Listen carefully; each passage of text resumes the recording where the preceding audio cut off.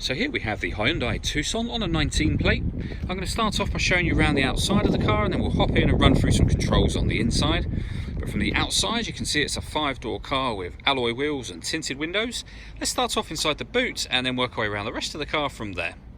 So as we approach the boot, you can see we have reversing sensors, plenty of boot space as well, along with that 60/40 split folding rear seat, and then underneath this tray section a space saver spare wheel. Okay, so we're just going to head round to the front of the car and then we'll hop in and run through some controls on the inside. Now that we've done a full circle of it, you can see it's in excellent condition the whole way round. Just briefly before we climb in, I think it's what we're seeing the interior from this exterior point of view. There's plenty to run through on the dashboard, so let's hop in and we'll do that now. Okay, now that we're inside the car, we're going to start with the dials. On the left-hand side, we have the rev counter, and on the right-hand side, the speedometer and fuel gauge. In the middle, you can see the total miles for this car, which are 3,327.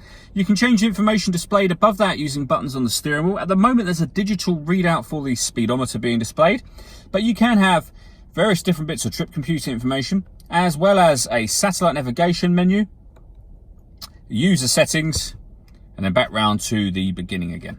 If we back out to the steering wheel, the buttons I was using just a moment ago are here. We've also got cruise control and speed limiter over that side. On the left-hand side of the steering wheel, we have stereo controls through the middle, the ability to answer and end phone calls, and we also have voice activation for the phone. So hit that button, ask it to dial anyone in your contacts list, and it will do that for you without you having to take your phone from your bag or pocket. That is, of course, once you pair the phone up, and that is done on the touchscreen up here. Hit all menus, and up in the top corner you'll see the phone menu. Follow instructions from there to pair your phone. It's very easy to do. You'll notice that we've got Android Auto and Apple CarPlay on this car as well. There's a full video showing Apple CarPlay working on both our website and our Facebook page. But basically, if you connect your smartphone up via the USB, you can access either of those depending on the type of phone you have. When it comes to music in this car, the radio firstly, we have DAB, FM and AM radio.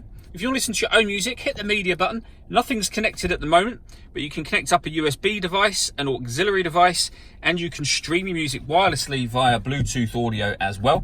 This car's also got a full colour reversing camera with guidelines showing you what direction the car is headed in relation to the image that you see on the screen.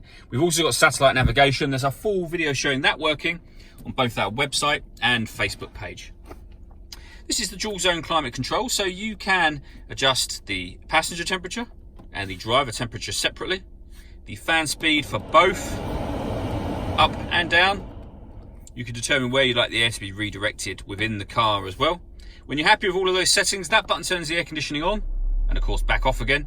Or you can hit auto and the car will now maintain the temperatures you've asked for by taking full control of the fan speed and direction of the air, and you can hear it doing that now.